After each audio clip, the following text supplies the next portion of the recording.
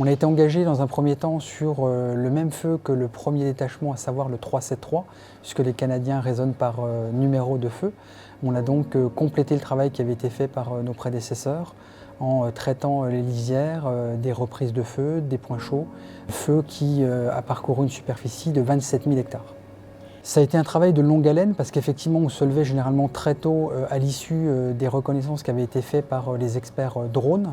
Dès 7 h du matin, bien souvent, nos équipes étaient sur le terrain, effectivement pour arpenter ce terrain particulier, puisqu'on était sur un couvert végétal de pins d'épinettes, mais également d'une mousse spongieuse qu'on trouvait dans des zones particulièrement marécageuses, puisqu'il y a énormément de lacs au Canada.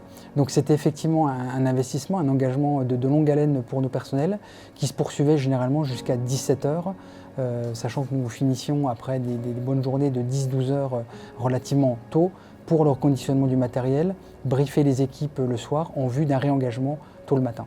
Dans le cadre du détachement au Canada, j'ai été principalement engagée pour déployer l'outil cartographique mis à disposition. L'avantage de cet outil qui nous a été donné, c'est que chaque personne pouvait l'avoir de n'importe quelle fonction auquel du détachement on avait.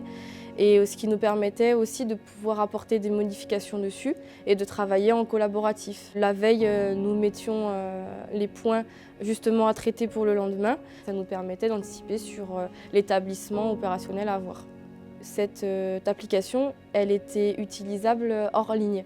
C'est un avantage, mais c'est aussi un gage de sécurité de pouvoir se localiser dans la forêt qui est très immense, de se dire si j'ai un quelconque problème, je me situe à tel endroit, comme nous avons l'habitude de le procéder aussi en France. L'état d'esprit des équipes, il a toujours été excellent. Pour autant, c'était un petit peu déstabilisant parce qu'on avait une dynamique de feu qui n'est pas celle qu'on connaît en France, avec notamment des feux sur une superficie conséquente, à la hauteur des dimensions du Canada. Fixer un feu dans notre jargon sapeur-pompier, c'est tout mettre en œuvre pour que le feu n'évolue plus en termes de superficie. On va vraiment le périmétrer de façon à ce qu'il n'évolue plus sur sa superficie. La priorité donnée par les Canadiens était vraiment de geler le périmètre, de vraiment être avec une attention particulière aux lisières des chantiers.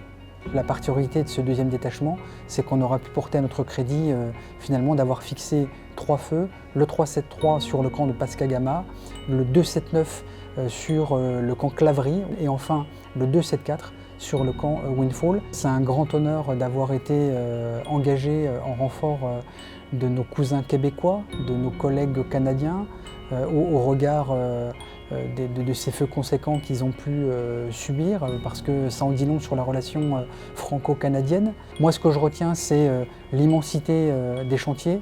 Je vous ai donné quelques chiffres tout à l'heure, 27 000 hectares pour le 373, 70 000 pour le 279, 113 000 pour le 274. C'est vraiment des chantiers conséquents, comme on n'a jamais l'occasion d'en vivre en France. Pour l'anecdote, 113 000 hectares, c'est plus que la totalité de la superficie d'espaces naturels qui ont brûlé en France en 2022. Ce que je retiens également, c'est la capacité logistique de nos collègues canadiens, avec notamment le déploiement en masse d'hélicoptères bombardiers d'eau, d'hélicoptères de reconnaissance. Au maximum sur le chantier notamment de 7-4, on a pu travailler avec 10 hélicoptères bombardiers d'eau, ce qui est quand même particulièrement conséquent. Pour ma part, ce qui m'a le plus touchée, c'est la confiance qu'on a dû s'apporter mutuellement pour affronter les épreuves qui sont plus ou moins compliquées physiquement, mentalement, psychologiquement dans la durée de la mission et pour lequel vraiment les valeurs de confiance, vu qu'on ne se connaissait pas à l'intérieur du détachement, c'est très important en projection à l'étranger de pouvoir s'appuyer les uns sur les autres, d'apprendre à se faire confiance pour pouvoir donner le meilleur et justement avoir une grosse efficacité sur le terrain. Aucun sapeur-pompier n'a été gravement blessé et nous sommes partis à 120 et revenus systématiquement à 120, en tout cas pour ce qui est du deuxième détachement, puisque je sais que le troisième détachement était un peu plus conséquent.